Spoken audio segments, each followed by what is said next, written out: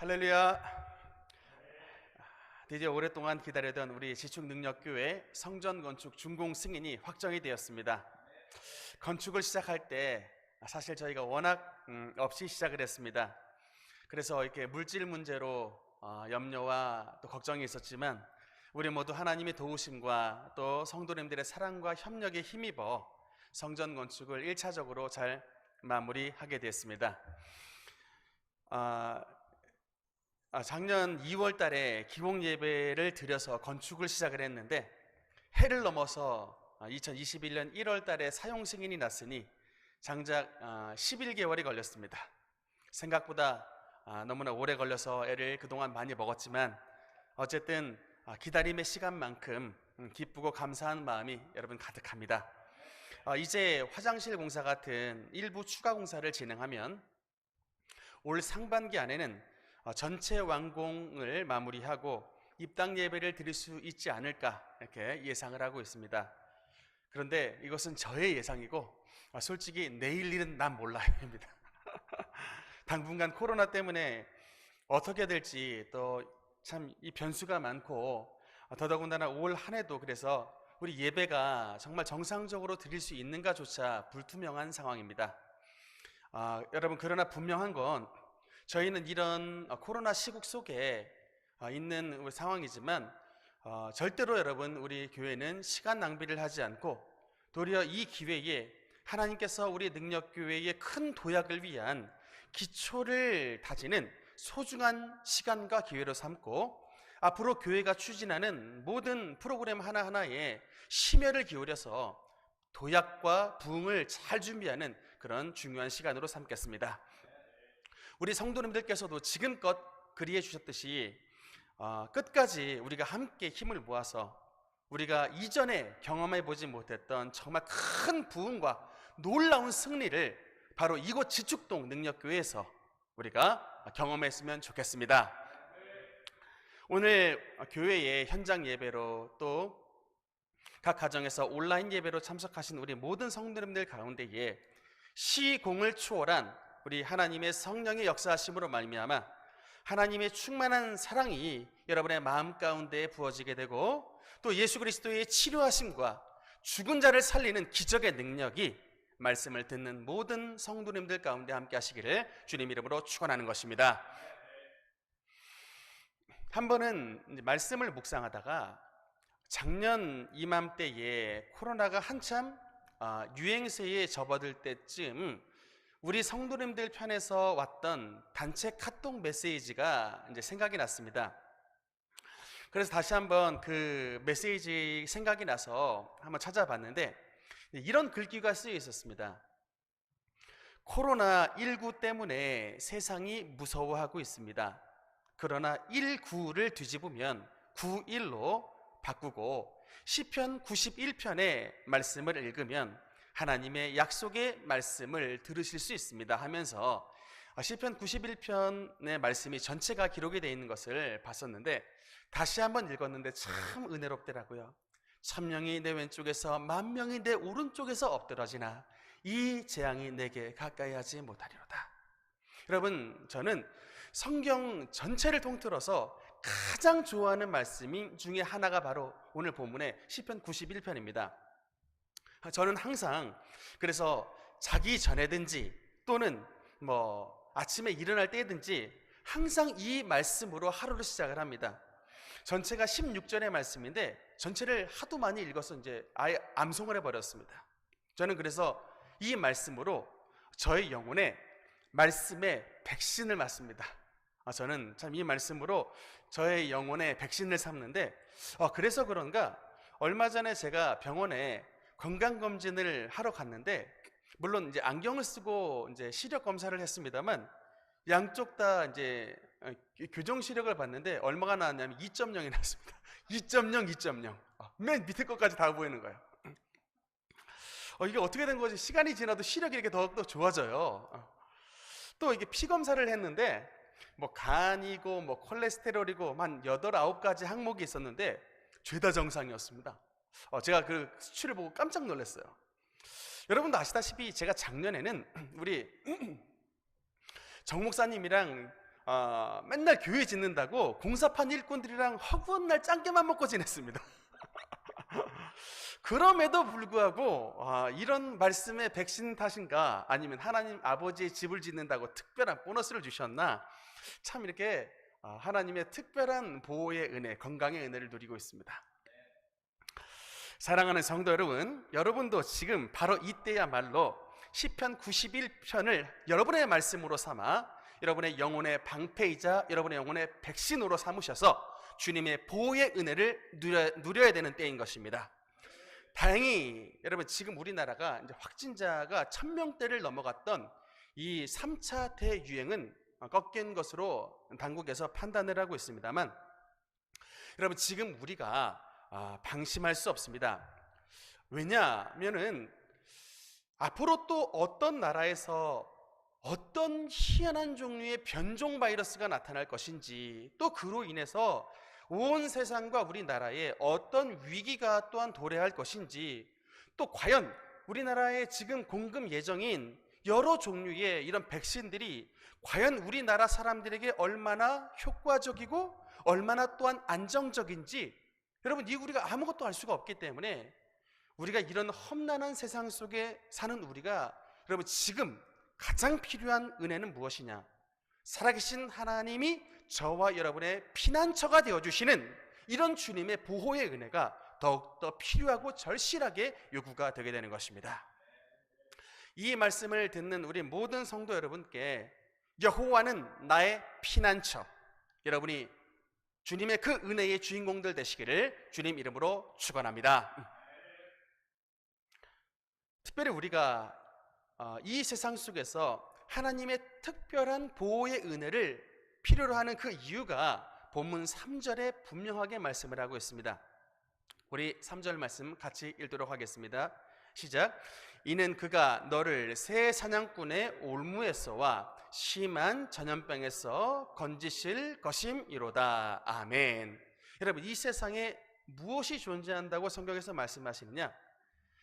이 세상에 쉼없이 끊임없이 올무를 뿌리는 이 사냥꾼이 이 세상에 존재하기 때문에, 그 악한 사냥꾼이 바로 누구냐?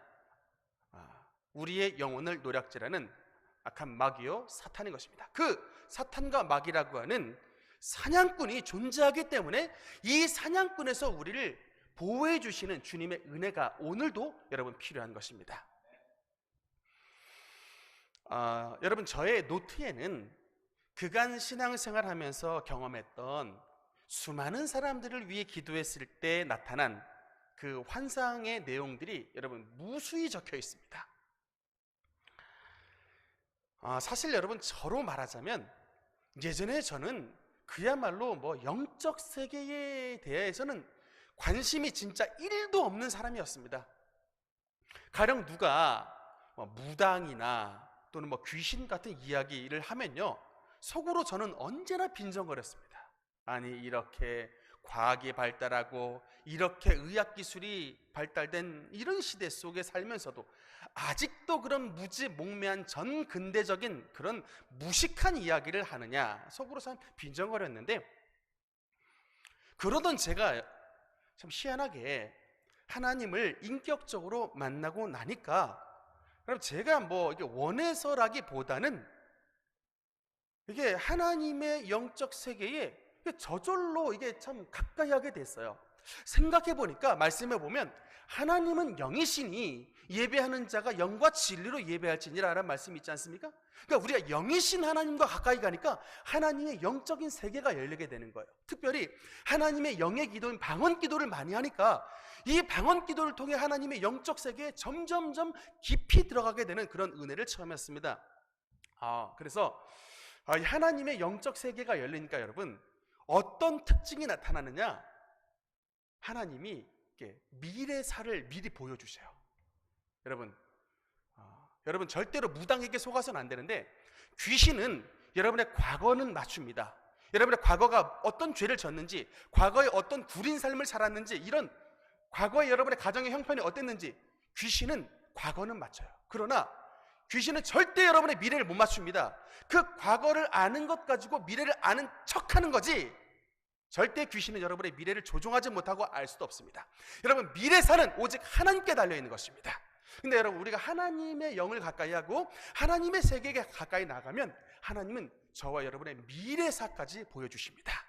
그 하나님의 미래사를 정말 제대로 봤던 사람이 반모섬의 사도 요한입니다. 그래서 2000년 후에 있을 이런 미래까지 쫙 봤지 않습니까?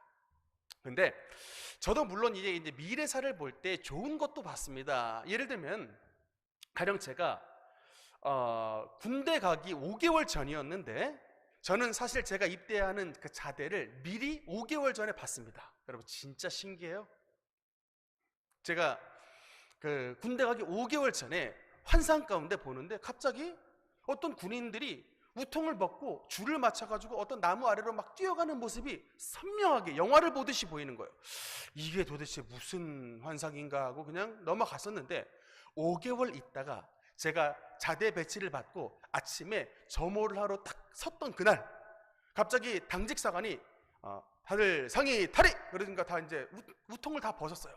그런데 이제 군대 용어로 알통구보라 그러는데, 딱 이제 우통 다 벗고 전체 줄 맞춰 뛰어 갓 하고 막 달려가는데, 한참 막 뛰어가서 저는 이제 쫄다 보니까 맨 뒤에 이렇게 뛰어가고 있는데, 한참 뛰어가다가 이렇게 딱 봤는데 취사반 뒤로 이렇게 돌아가는데, 그 5개월 전 환상 속에 봤던 그 정확한 그 나무가 있던 그 모습이 딱 그 확실하게 보이는 거예요. 제가 그 모습을 보고 속으로 할렐루야 그러면서 같이 뛰었습니다. 하나님이 내가 5개월 있다 갈 그 곳 군대를 미리 아시고 예비하셨구나.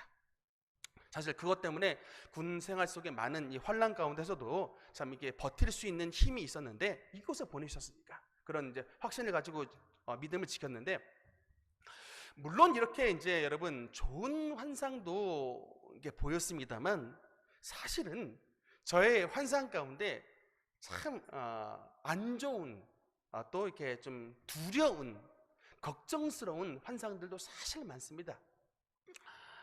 제가 환상을 보면 특히 이제 한 거의 80% 정도는 이게 막 귀신, 마귀, 악한 것, 이런 것들에 대해서 봐요. 우리 생각에는 천사도 보면 좋고 하나님의 천국도 보면 좋고 좋은 일만 보면 얼마나 좋겠습니까만은, 희한하게 제가 환상을 보면 거의 80%는 나쁜 종류를 봐요. 왜 그럴까 생각을 해보니까, 여러분, 지금 우리의 영혼은 천국에 두고 살지만 우리의 발은 죄 많은 세상에 딛고 살기 때문에 이 죄악의 세상 속의 환상을 보니까 나쁜 것들이 더욱더 많이 보이는 것 같습니다. 근데 특히 이 두 가지의 사건이 기억이 나는데, 금요 기도회 때였어요. 하루는 이 어떤 남자분의 환상이 보이는데, 그 남자분 심장 옆에 칼이 놓여져 있는 환상이 보였습니다. 제가 그래서 그냥 발표를 했어요. 제가 아는 남자 성도님들 가운데 그 심장 옆에 칼이 놓여 있는 환상을 봤습니다. 제가 이렇게 발표를 했는데, 금요 기도회 때 나중에 얘기를 들어보니까 그때 금요 기도회 때 참석했던 남자분들이 제 환상 발표를 듣고 어마어마하게 떨었다는 얘기를 하더라고요. 혹시 내 심장 옆에 칼이 있는가 해가지고 엄청나게 떨었다라는 얘기를 전해 들었는데, 또 한 가지 더가 뭐였냐면, 또 하루는 또 기도를 하는데 누군가의 다리가 보였어요. 누군가의 다리가 보이는데 그 다리 옆에 탁 도끼가 그 다리 옆에 탁 놓여져 있는 것이 보였습니다. 그런데 이렇게 그냥 보인 것으로 끝나면 얼마나 좋겠습니까만은, 이렇게 환상을 보고 나서 2주 후인가 한 달 안에 정말 이 환상 가운데 나타난 재난이 그 성도님들 가운데 나타나더라고요. 정말 긴급하게 그 남자분 심장 정지가 와가지고 급하게 전화가 와서, 심장 정지가 와가지고 지금 앰뷸런스 와서 구급차 타고 갔다고. 또 아는 게 아니라 진짜 병원에서 그 다리에 말도 못할 심각한 상처, 다리에 도끼가 놓이는 그런 심각한 상처를 입은, 그걸 소식을 전해 들었습니다. 참 제가 그것을 보고 내가 잘못 보기를 바랬는데, 이게 틀렸기를 바랬는데 그게 진짜 나타나더라고요. 여러분, 왜 이런 일이 나타나느냐? 이게 바로 여러분 사냥꾼의 역사입니다. 원수 마귀가 저지르는 악한 역사예요. 요한복음 10장 10절에 도둑이 오는 것은 도둑질하고 죽이고 멸망시키기 위해 온 것뿐이오라고 말씀하셨지 않습니까? 우리 영혼의 건강과 행복과 우리 삶의 기쁨과 감사를 도둑질하는 이런 도둑의 존재가, 우리 영혼을 사냥하는 노략질하는 이 존재가 분명히 역사하고 있다라고 하는 것입니다. 특히 이 사냥꾼이 놓는 4가지 올무에 대해서 성경은 말씀하고 있습니다. 5절, 6절 우리 한번 같이 읽어보도록 하겠습니다. 오늘 본문 5절, 6절입니다. 읽겠습니다. 시작. 너는 밤에 찾아오는 공포와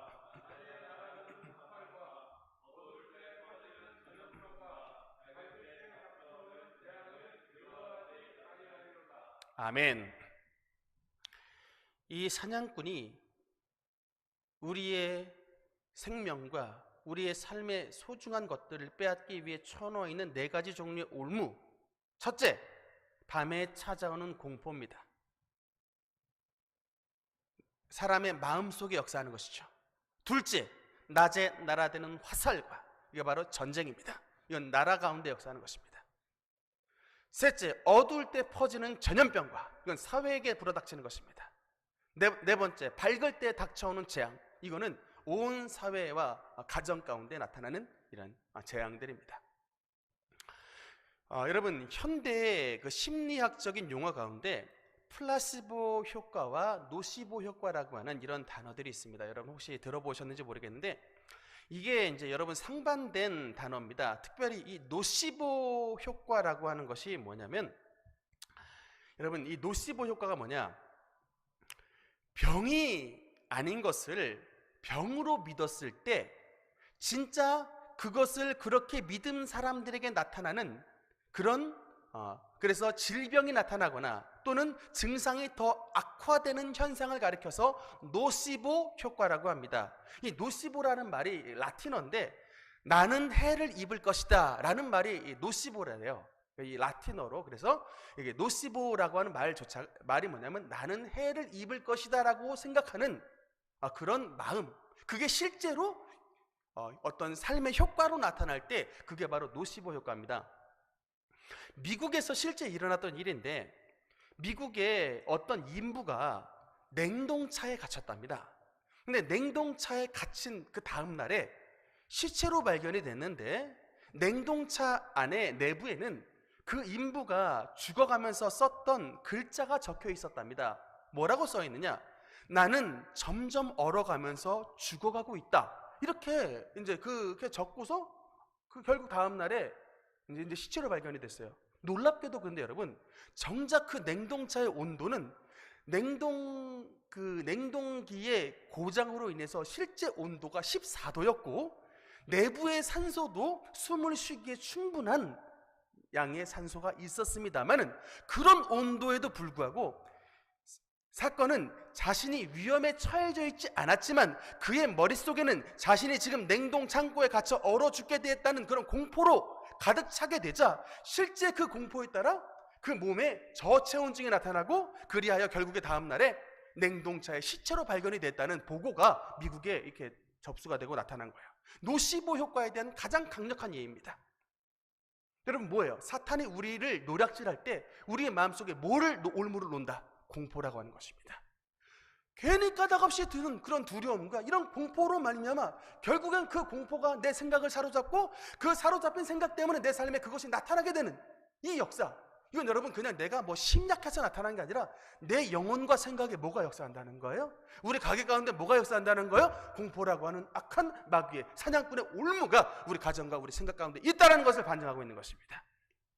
그렇기 때문에 여러분, 이런 정말 이유 없는 공포와 이런 두려움은 하나님의 선물이 아닌 사단이 우리의 영혼을 노략질하기 위해 뿌려놓은 사탄의 새 사냥꾼의 역사인 것을 우리 모두 확실하게 기억하고, 하나님의 말씀과 예수 그리스도의 보혈로 우리 모두 대항하고 이 악한 생각과 공포를 뿌리 뽑아 우리의 마음과 생각에 주님 주신 기쁨과 평강으로 가득히 채우는 우리 모든 성도님들 되시기를 주님 이름으로 축원합니다. 특히 여러분, 하나님은 주님의 백성들을 보호하실 때 무엇을 통해 보호를 하시는가? 이 하나님의 보호의 역사의 방법을 한번 보면요, 11절의 말씀입니다. 11절 말씀 같이 읽겠습니다. 시작. 그가 너를 위하여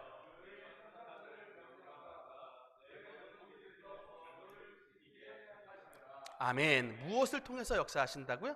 그의 천사들을 명령하사라고 말씀합니다. 여러분, 이게 분명히 알아야 돼요. 하나님에게는 천사가 있고 마귀에게는 귀신이 있는 것입니다.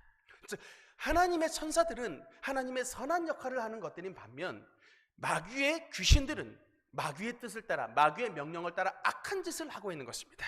그래서 행여 여러분, 아무리 급해도 마귀의 꾀를 쫓아가면 안 돼요. 제가 가끔 텔레비를 보면 우리나라 유명 가수들이 녹음을 하는 스튜디오 가운데 이런 속설들이 있답니다. 그 스튜디오에 들어가서 녹음을 할 때 가끔 귀신 소리를 듣는데요. 근데 그 귀신 소리를 들으면 어떤 속설이 있냐면, 여러분, 가수들의 꿈에도 소원이 뭡니까? 가수들의 꿈에도 소원은 성령 충만이 아니에요. 참 이게 문제입니다. 가수들의 꿈에도 소원은 자기의 음반이 대박 나는 거예요. 그들이 아무리 예수님을 잘 믿는 사람인 것처럼 보여도 사실은 가수들의 꿈에도 소원은 음반이 대박 나는 겁니다. 그런데 그 음반이 대박 나기 위해 스튜디오에서 녹음을 할 때 귀신의 목소리를 들으면, 그 스튜디오에서 녹음할 때 귀신의 목소리를 들으면 음반이 대박이 난다는 속설이 있어서 그 가수들이 그 스튜디오 안에서 녹음을 할 때 귀신 소리를 그렇게 듣고 싶어 한다는 거예요. 여러분, 이게 제가 지어낸 말이 아니고 그 가수들이 직접 한 얘기를 제가 들었습니다. 그런데 여러분, 이 귀신들은 결단코 우리에게 선한 것을 주지 않습니다. 제일 처음에 물론 음반도 성공하게 해서 제일 처음에 반짝 돈 벌 수 있게 해줄 수는 있지만, 결국에는 그 삶을 귀신 쫓아가는 삶으로 만들어 종국에는 망하고 도적질하고 죽이고 멸망시키는 결말로 만들게 되게 되는 것입니다. 그러나 그래서 우리는 항상 하나님을 의지하고 주님의 천사의 도우심을 받아야 되는데, 특히 여러분의 가정에 어린아이들 있지 않습니까? 사실 이렇게 어린아이들 뭘 알까 싶고 항상 철부지 같지만, 예수님께서 우리 어린아이들을 일컬어서 뭐라고 말씀하시느냐? 마태복음 18장 마태복음 18장 10절에 보면 이런 말씀이 나옵니다. 삼가 이 작은 자 중에 하나도 업신 여기지 말라. 너희에게 말하노니 그들의 천사들이 하늘에서 하늘에 계신 내 아버지의 얼굴을 항상 배움되니라. 여러분, 우리의 눈에 보이지 않지만 예수님을 믿는 우리의 어린아이들 옆에 뭐가 있다고요? 하늘에 계신 내 아버지의 천사들이 항상 그 얼굴을 배운다. 너무나도 귀한 말씀입니다. 예전에 제가 과외를 가르쳤던 한 학생 가운데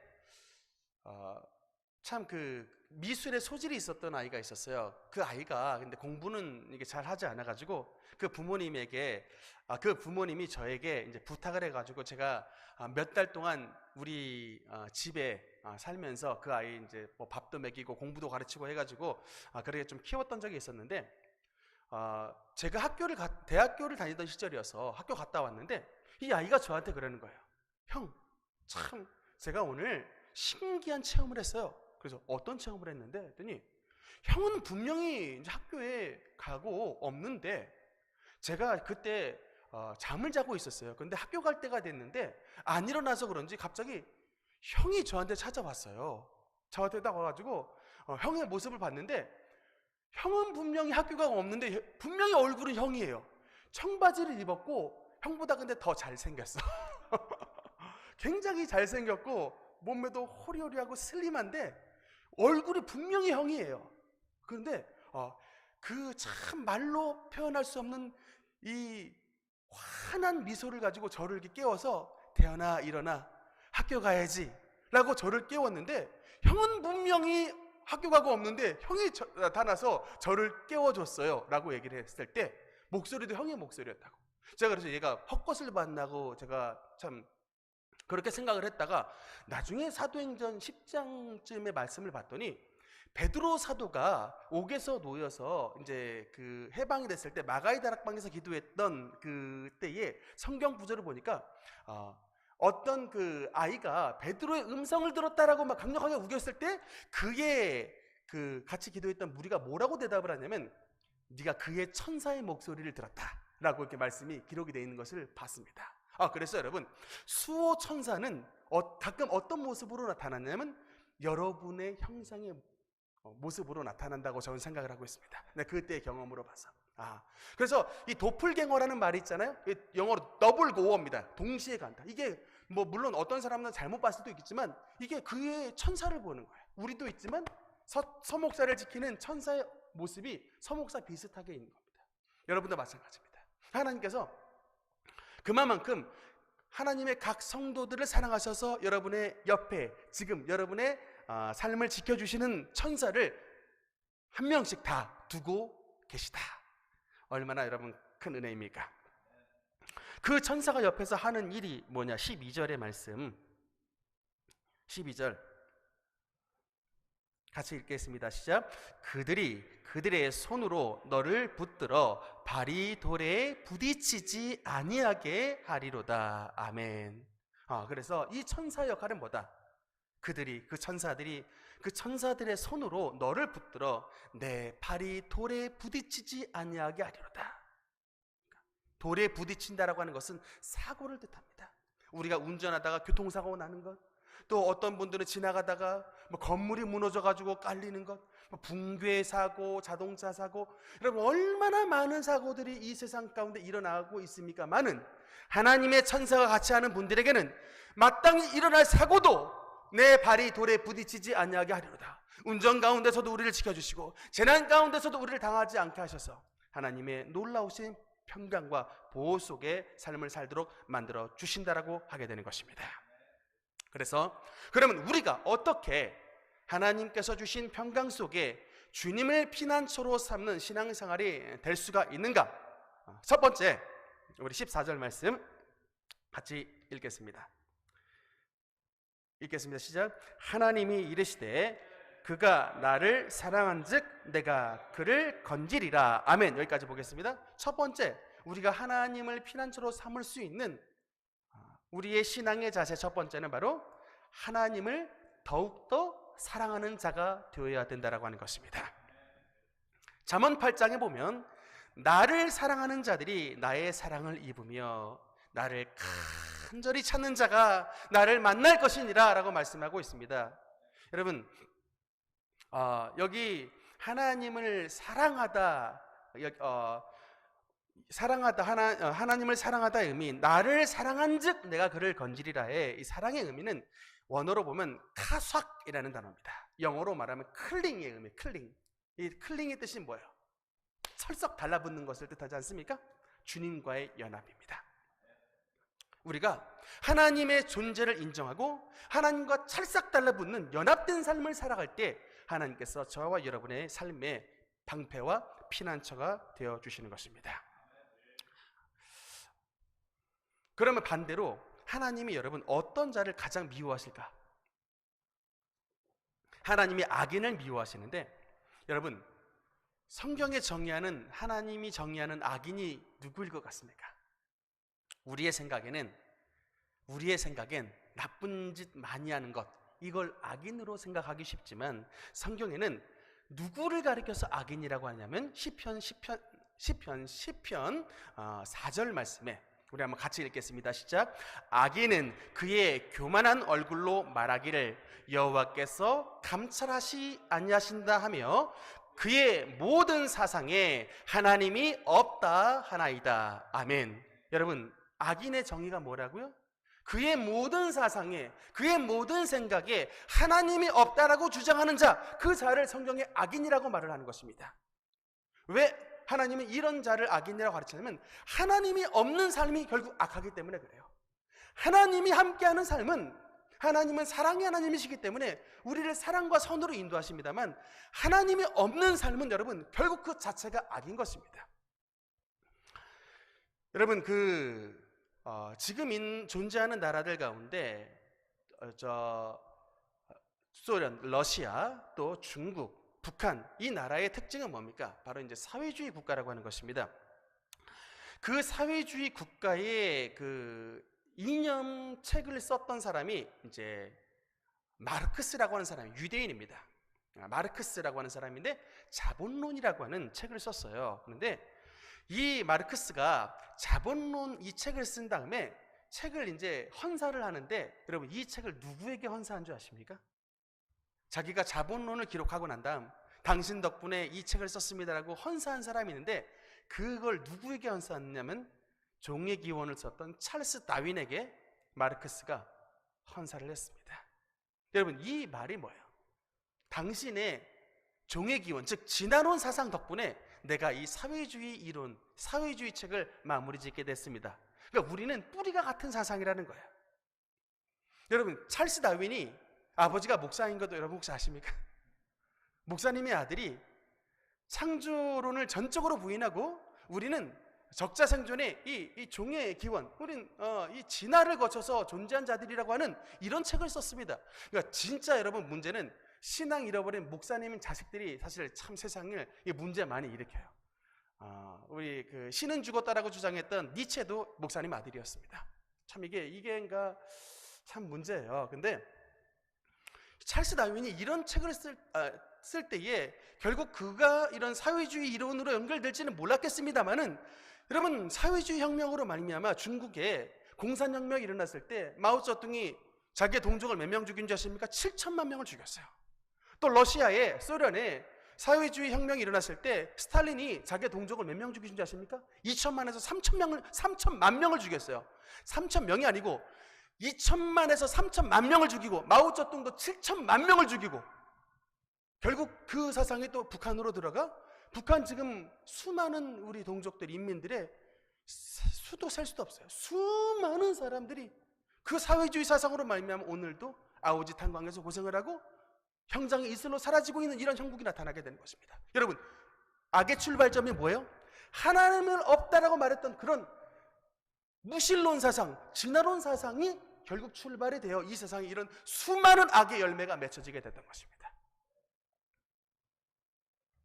그래서 우리가 하나님을 더욱더 사랑하는 가장 중요한 삶의 자세는 하나님의 은혜와 능력을 체험해야 되는 것입니다.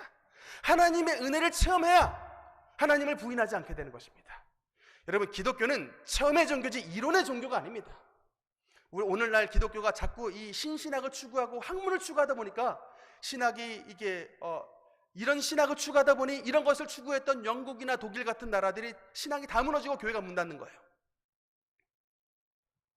그냥 하나님의 말씀이 뭐라 하든지 말씀을 있는 그대로 믿고 말씀의 은혜를 내 것으로 삼겠습니다 라고 마음 먹고 나간 사람들이, 그런 나라, 그런 사회, 그런 교회가 결국은 이 나라를 바로 세우고 가정을 바로 세우고 교회가 부흥이 나타나게 되게 되는 것입니다.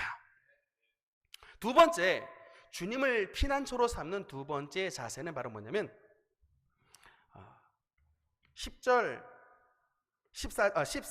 후반부에 그가 내 이름을 안즉 내가 그를 높이리라. 바로 이 말씀. 두 번째는 그래서 뭐냐면 하나님의 깊은 관계에 들어가는 자, 이런 자, 하나님의 이름을 아는, 하나님의 깊은 관계에 들어가는 자가 하나님의 피난처의 은혜를 누리는 자라고 성경은 말씀하시고 있는 것입니다.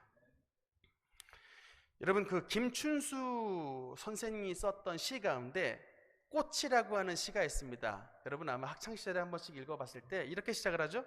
내가 그의 이름을 불러주기 전에는 그는 다만 하나의 몸짓에 지나지 않았다. 내가 그의 이름을 불러주었을 때 그는 나에게로 와서 꽃이 되었다. 그러니까 이름과 우리의 관계가 이토록 밀접한 것인데 하나님도 마찬가지입니다. 우리가 하나님의 이름을 안다라고, 그가 내 이름을 안즉 내가 그를 높이리라고 했는데, 우리가 하나님의 이름을 안다라고 하는 것은 하나님과 더욱더 밀접한 관계로 들어간다라는 것을 뜻합니다. 그전에는 그냥 예수님 잘 믿고 복받기를 위해서 예수님 믿었다면, 이제 우리의 신앙이 성숙됐다라고 하는 것은 하나님의 이름의 뜻이 무엇인가를 궁금해하고 그분과의 관계를 더욱더 소중히 여기는 삶을 말하는 것입니다. 여러분 성경이 주님의 이름을 여호와라고 가르칩니다. 여호와라고 하는 이름의 뜻이 뭡니까? 하나님은 스스로 존재하시는 분이 이런 뜻입니다. 여러분, 서충우는 스스로 존재하지 않았죠. 우리 부모님으로부터 말미암았지 않습니까? 그게 자식이잖아요. 우리 부모님은 우리 할아버지로부터 말미암지 않습니까? 우리 세상에 있는 모든 물건들이 다 피조물입니다. 스스로 생겨난 것이 없어요. 누군가로부터 만들어진 존재입니다만은 우리 하나님의 이름은 여호와. 뭡니까? 나는 스스로 존재하는 분, 모든 만물의 존재의 근원 되시는 분이라고 말씀하시고 있는 것입니다. 그러니까 우리 하나님이 이런 분이라고요. 온 세상을 창조하신 창조주, 만물의 근원자.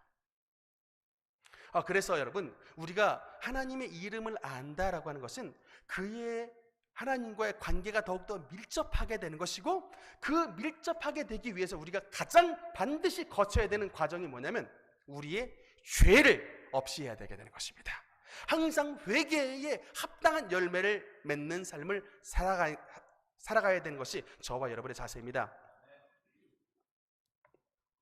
여러분, 그 구약 성경에 다윗이라고 하는 인물이 있는데, 이 다윗이 참 하나님 앞에 내 마음에 합한 종이다라고 평가를 받았지만, 이런 다윗조차 하나님 앞에 죄를 짓고 실수할 때가 있었습니다. 특히 이 인생 말년에 그가 어떤 죄를 저질렀냐면 인구조사라고 하는 죄를 저질렀습니다. 여러분, 오늘날로 말했을 때 인구를 세는 것은 나쁜 일이 아니죠. 근데 문제는 다윗이 왜 인구를 셌을까라고 하는 그 동기에 있었습니다. 그 전에 다윗의 신앙은 병력이 몇 명이 됐든, 싸움을 하러 나가는 군대 수가 몇 명이 됐든지 관심이 없었습니다. 군대의 수가 몇 명이든 간에 내가 하나님과 함께 나가면, 하나님이 나와 함께 하시면 모든 전쟁에서 나가서 이긴다. 그 마음으로 나가서 실제 골리앗을 때려 죽인 사람이 누구요? 다윗입니다. 이런 신앙을 가지고 있었는데, 이런 다윗도 늙어가게 되니까 신앙에 변질이 찾아온 거예요. 늙어가게 되니까 과연 전쟁이 나면 이 병력이, 나를 위해 싸울 수 있는 병력이 과연 몇 명이나 되나? 내가 이스라엘 통치를 지금 40년째 거의 하고 있는데 이 나라의 병력 수가 얼마나 되는가? 은근히 마음속에 교만이 들어서 요압 장군을 시켜서 이스라엘 전체의 병력이 몇 명인가를 확인해 봐라 라고 시켰습니다. 셌더니 9개월 20일 동안에 세봤더니 북이스라엘 전체의 수는 80만 명, 남유다의 군인들은 50만 명, 합쳐서 130만의 병력이 있습니다 라고 요압이 이제 보고를 했는데, 그때로부터 마음속에 책망이 찾아와요. 여러분, 뭔가 일을 하고서 이게 참 이렇게 해도 됐나라는 생각이 들면요, 이 양심의 소리가 바로 하나님의 소리인 것을 아셔야 됩니다. 하나님은 물론 주님의 음성으로도 역사하시지만 내 마음속에 있는 양심으로도 말씀하십니다. 내 마음속에 내 스스로를 통해서 말하는 양심을 통해서도 주님은 우리에게 말씀하시는 거예요. 다윗이 양심에 찔렸습니다. 내가 이렇게 해도 됐나? 그래서 하나님 앞에 회개했습니다. 주님, 내가 심히 미련하게 행했습니다. 근데 그 기도를 끝내자마자 하나님의 선지자가 탁 서류를 들고 왔어요. 왕이시여, 셋 중에 하나를 선택하시랍니다.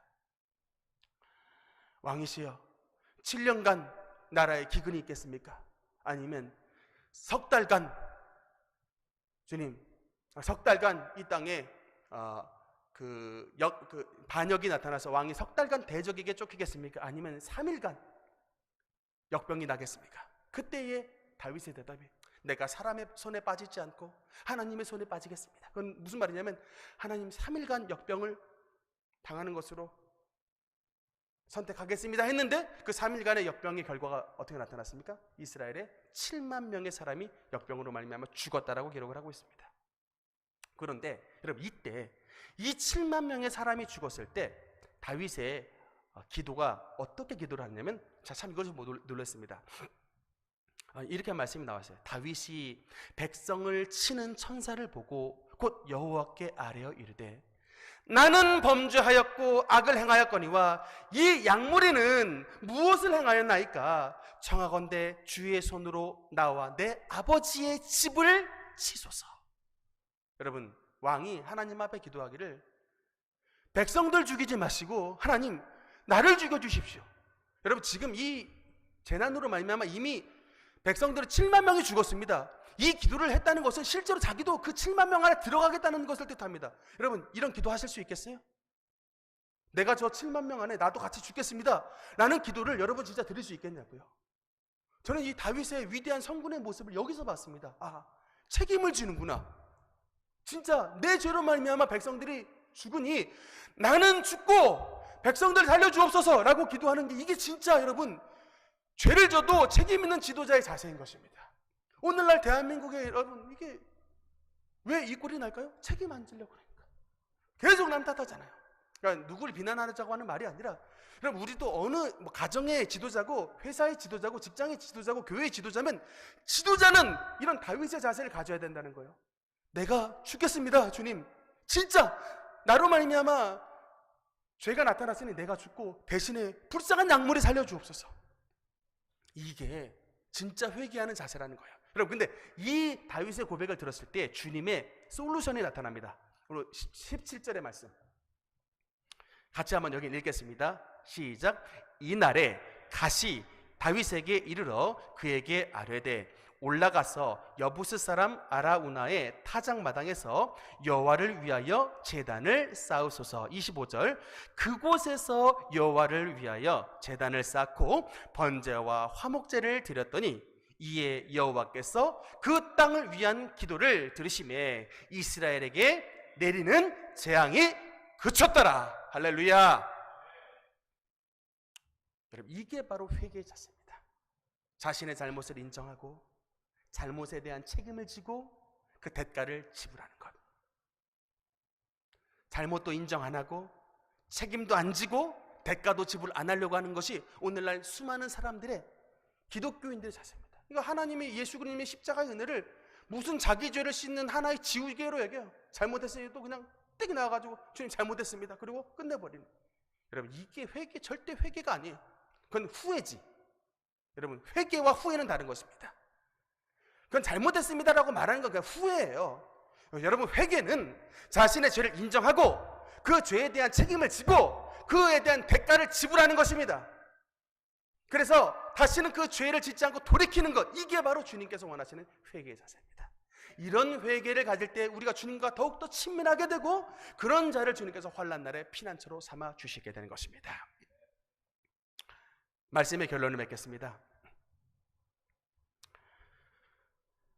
여러분, 우리가 하나님의 피난처와 보호의 은혜를 누리며 삶을 산다라고 하는 것은 그렇게 간단한 일이 아닙니다.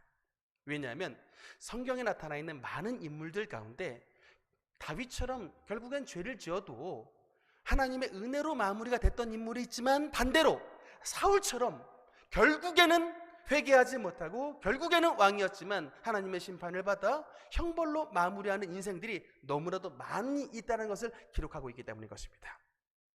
여러분, 그래서 저와 여러분이 하나님 앞에 신앙생활에 승리하기 위해서는 9절의 말씀처럼 내가 말하기를 여호와는 나의 피난처시라고 지존자를 너의 거처로 삼았으므로 화가 내게 미치지 못하며 재앙이 내 장막에 가까이 하지 못하는 이런 은혜를 누리기 위해서는 우리가 지존자를 우리의 거처로 삼는 그런 신앙의 중심이 되어야 되는 것입니다.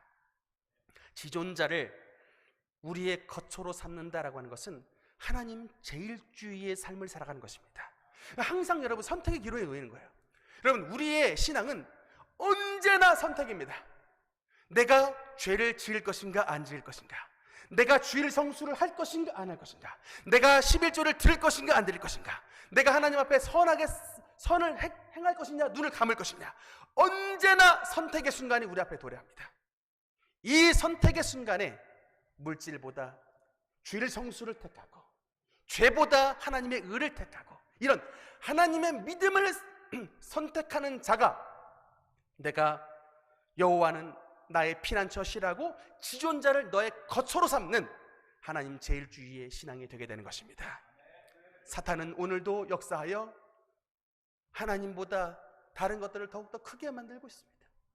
하나님보다 학벌, 하나님보다 직장, 하나님보다 물질, 하나님보다 내 가정, 하나님보다 내 커리어, 하나님보다 내 스펙, 하나님보다 더욱더 다른 것들을 더욱더 크게 만들게 함으로 하나님과 점점 우리를 이간질하고 멀리 떨어뜨리고 있습니다만, 우리는 그럼에도 불구하고 이런 악한 세대 속에 하나님을 우리의 피난처로 삼기 위해 우리는 하나님을 이전보다 더욱더 사랑하며 하나님께 더욱더 가까이 나가 주님의 이름을 알고 하나님과 친근히 관계 맺는 주님의 성도님들 될 때에 하나님의 놀라우신 보호하심과 그분의 지키심의 은혜가 저와 여러분 가운데 함께해 주게 되는 것입니다. 오늘 말씀을 듣는 우리 모든 능력교회 성도님들 가운데 이 시간 하나님의 성령께서 우리에게 찾아오셔서 어떤 질병의 세력도 어떤 사고와 환난의 세력도 우리에게 다가오지 못하도록 그의 천사를 보내주셔서 우리를 지키시고 우리를 보호해 주셔서 천국 가는 그날까지 우리 머리털 끝 하나 상하지 아니하고 하나님 앞에 믿음으로 승리하시는 저와 여러분의 삶이 되시기를 주님의 이름으로 축원합니다. 우리 다 함께 찬양하겠습니다. 우리의 환난 날의 피난처 되신 우리 하나님을 우리가 눈을 들어 그분의 임재와 그분의 존재를 사모하는 마음으로 함께 찬양하겠습니다.